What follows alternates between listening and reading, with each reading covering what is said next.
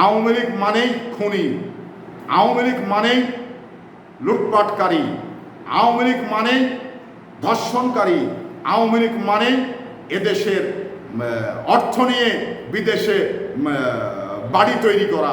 আওয়ামী লীগের নামই আর একটা সাইডে আতঙ্ক। আওয়ামী লীগ মানেই আতঙ্ক, বাংলাদেশে আতঙ্ক সৃষ্টিকারী একটি দল। তো সেই আওয়ামী লীগকে আমাদের বর্জন করতে হবে, আমাদের তার রাজনীতি নিষিদ্ধ করতে হবে।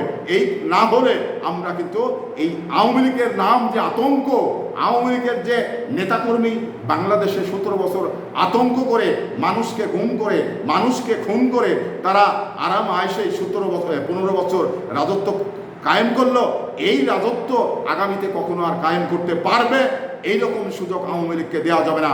আওয়ামী লীগ মানে আতঙ্কের জায়গা। তো সেই জায়গাতে আওয়ামী লীগকে আর ক্ষমতায় নিয়ে যাওয়া সম্ভব যেন না হয়, এবং আওয়ামী লীগ এদেশের রাজনীতি থেকে নিষিদ্ধ করতে হবে। আওয়ামী লীগ এদেশের জনগণ আওয়ামী লীগকে বয়কট করতে হবে। তাহলেই এ দেশটা আমাদের সোনার বাংলাদেশ ভালো চলবে, ভালো থাকবে, আমরা সুস্থভাবে চলতে পারবো।